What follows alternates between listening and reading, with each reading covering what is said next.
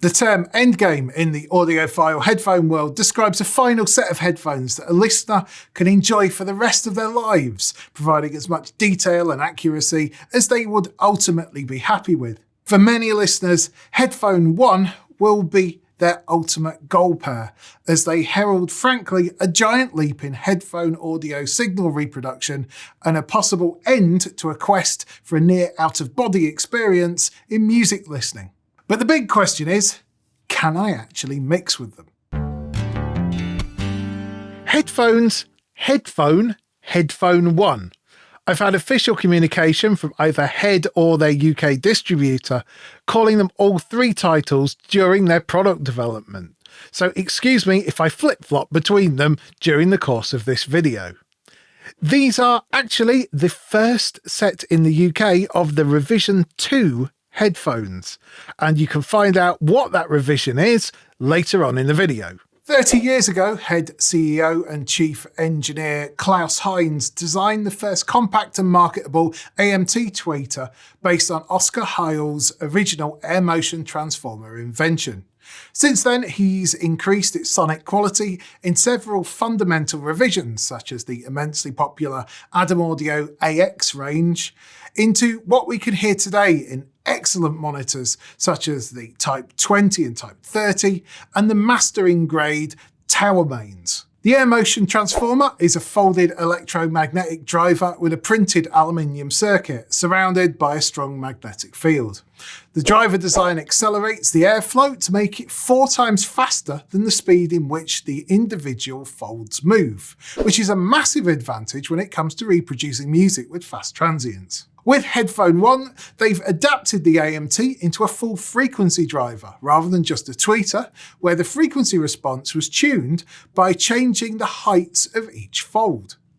First, let's look at the physical aspect of them.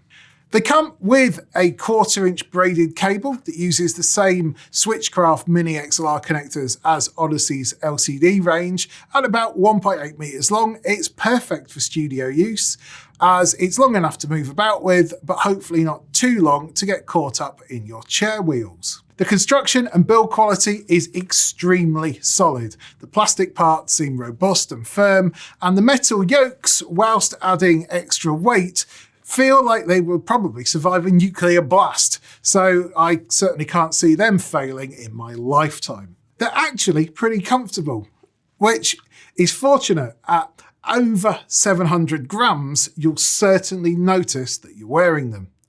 I get a good seal around the ear, and even though the arms don't descend very far, it's not a problem sonically at all. The headband, in fact, is one of the best I've tried. The small centre notch, similar to what you might find in Sennheiser's HD650, works a treat at spreading the load evenly across your head. Now, the super important bit, how do they sound? The brand new AMT driver technology is absolutely outstanding. The swift response of the driver means that both separation between individual sounds and instruments and transient detail are excellent. The frequency response is beautifully even, with a weighty lower mid that seems to be more authoritative than muddy. The treble is very pronounced without being sibilant. It might be slightly on the high side for younger ears, but my 42-year-old set of lugs are definitely thankful for the prominence of the hi-hat positioning. But the most noticeable effect of them is definitely the soundstage, as it's less of a stage and more of a sort of domed horizon, where sound seems to exist in 3 dimensions, with a definite sense of phantom height that's quite unlike anything I've experienced before. I tracked down some binaural recordings, and once I disregarded many for being far too poor quality to bother with, I had a near tear-jerking experience with a video of a troupe of Japanese taiko drummers and a level of realism that I've never experienced before without the musicians surrounding me in the room. Binaural with these headphones is most definitely amazing. However, this showed up the first of the problems, but not problems with them, in that they're uncompromisingly and brutally honest and revealing. In other words, possibly too good. Don't expect to buy these and have your favourite recordings sound magically better. In fact, quite the opposite will probably happen. You'll be pulling apart, dissecting and disregarding songs. This may well completely spoil your appreciation of your most favourite classic tracks. Remember, no recording has yet been commercially mixed with a set of these, so you're hearing details that the mix and mastering engineers haven't been privy to. Non-binaural stereo recordings are also stretched beyond some recognition, especially with acoustic guitar recorded with 2 mics.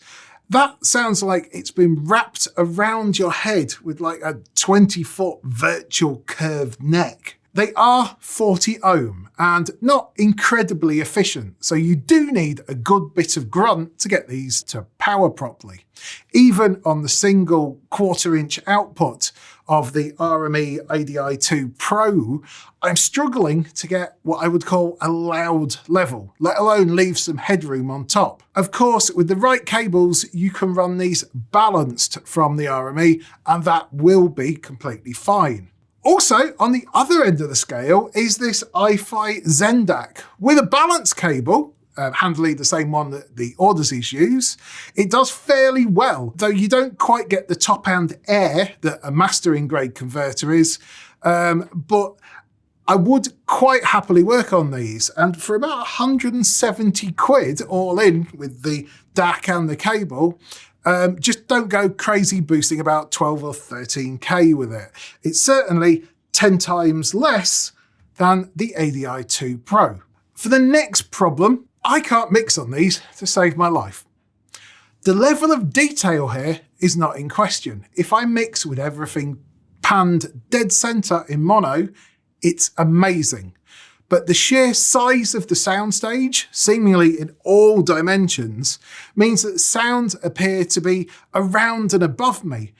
It's like the first time I watched a 3D film on the IMAX and I tried to reach out and touch a water droplet hurtling towards me on the space station. Each individual part is staying exactly in its positions and is completely separate from one another. Even after almost a month of use, I can't position the levels of stereo elements in the mix whatsoever. It's like an all-encompassing living creation that I'm sat right in the middle of. There are 2 instances where these are truly incredible. One is binaural recordings and the other is in mono. You know the old phrase, you can't mix on headphones, that gets bandied about? The exact one that I've spent the last 5 years trying to preach the total opposite and succeeding. It's absolutely true on headphone 1. The soundstage is so immense and it's like gazing into the night sky that translation really has gone out of the window. What we have had with current top-end studio headphones, especially the Audacy LCD-X, MX4, 4Z, the Rad Zero and the Focal Clear Pro and Utopia, was the presentation sounded like you're in a top-flight mastering suite, like you had a fantastic set of speakers strapped directly to your head in a well-treated room. The width of the soundstage gave you confidence, even though you were purely hearing each side signal in each ear. The positioning was fairly similar and certainly not larger than main monitors in a big production studio. Headphone 1 is definitely more like a giant 20-foot line array on either side of you at 90 degrees, pointing directly into each ear. The problem with Headphone 1 is that it's too revealing. The imperfections of the other drivers actually seemingly made it better for mixing, and that, at least for the studio world, translation has gone out of the window. With other aforementioned headphones, I might stick a bit of corrective EQ on the monitor bus sometimes to rearrange the balance of the mid-range dB or two. You know, something like the LCD-X and Reveal, it really just tweaks it very slightly and evens out the balance. The other difference between LCDX, which is probably the current favourite mixed phone, and the headphones is that the headphones have a frequency response much more akin to something like the LCD4Z. It's extremely linear. Now, that could be great as a true reference set because it is really what's there. But again, we're looking at mixing. So the slightly more prominent sub-bass of the LCDX, if you're expecting that with the headphones, you're probably about 3 dB shy on the sub-octaves. So just be aware of that you might have to introduce a EQ if you do work with bass-heavy music and are expecting, a similar presentation. Time jump again here, and back at the start of the video, I mentioned that these were the revision 2s. In fact, the first revision 2 sets in the UK. And here, this is the difference. So up on the headband, there's about an extra centimetre or so of extension. Now, the difference that's made for someone with an absolutely massive bonce like myself is that I'm now not pulling them down to try and get the positioning right and my ear canal centered with the center of the driver. Now, the difference that makes is that it really just solidifies that treble response, and you suddenly get, when you get the positioning right, you get this extra just layer of treble detail coming through, which is absolutely where this headphone shines. So fantastic revision. You should only now be finding these in shops. I think the first batch completely sold out. So if you have got a massive head and you had heard that this was an issue with the early models, well, I can tell you now, mine's enormous and it's absolutely perfectly fine.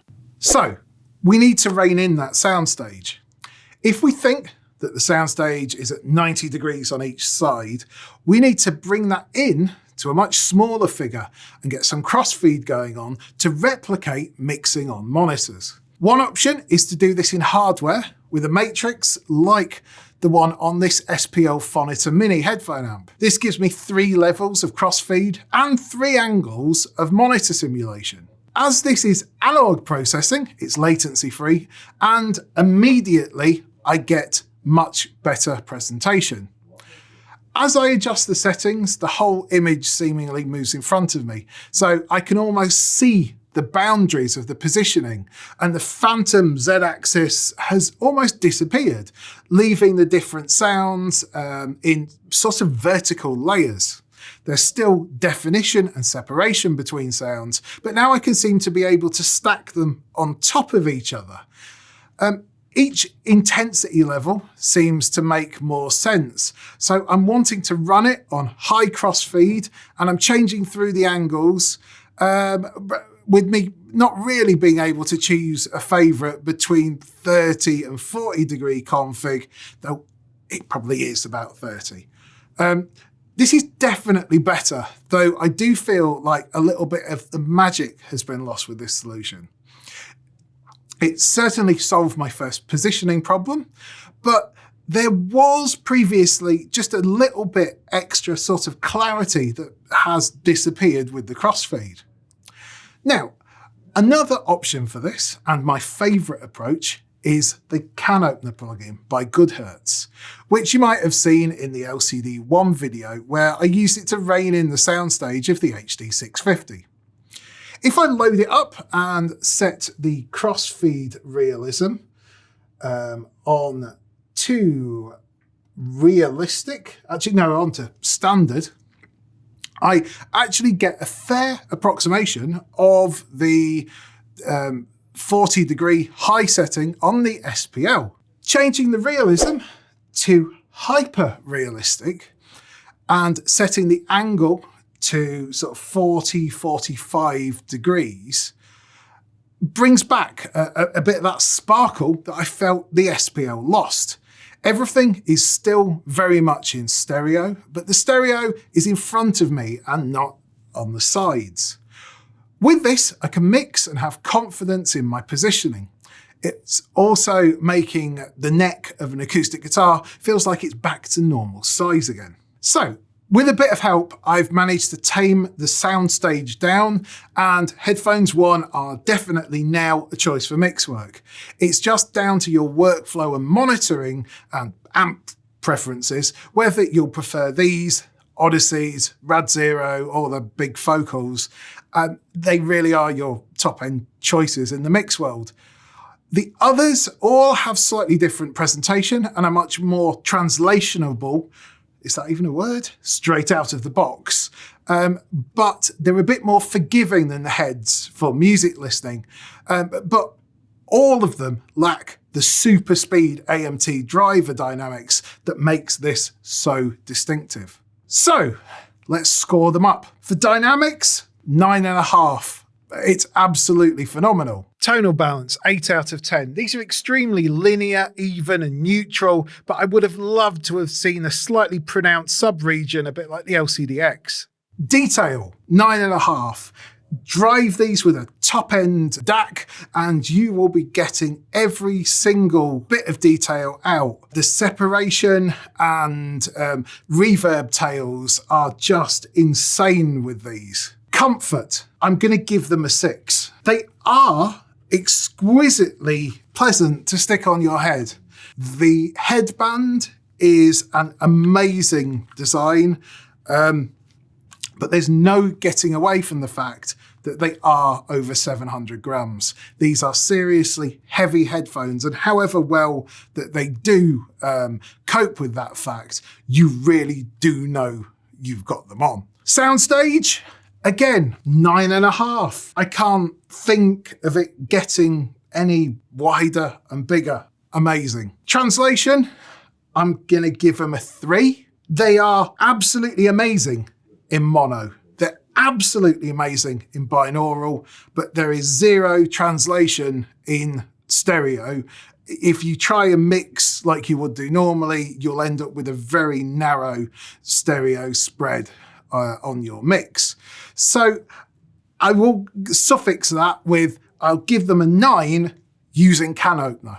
So that's definitely my recommendation. Value, I'm going to give them a 9. The price to performance ratio is definitely high. These are an excellent choice for mixing, along with LCDX, MX4s, the Focals, the Rad Zero. There's plenty of options in that high range bracket. So the next 4 scores are marked out of 5. Let's start with efficiency. 2 out of 5 on this. Now, this may sound a bit harsh, but you really do have to run these with a top-end amp.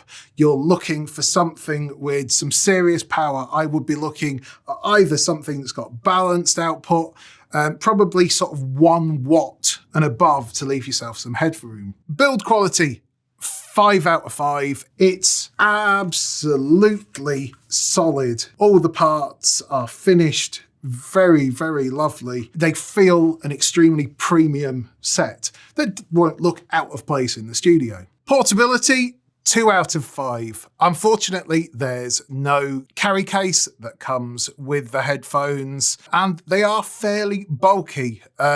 Be nice to go and see HEDD bring out a solution for this. Finally, cabling, 4 out of 5. The cable that comes with them is of a high quality. It's not massively long, but it's not too long that it's going to get caught under your chair wheels. And also there's the possibility of using balanced cabling. It's the same connection as the Odyssey LCD series. So any balanced cables compatible with the Odyssey LCDs will be compatible with the headphones.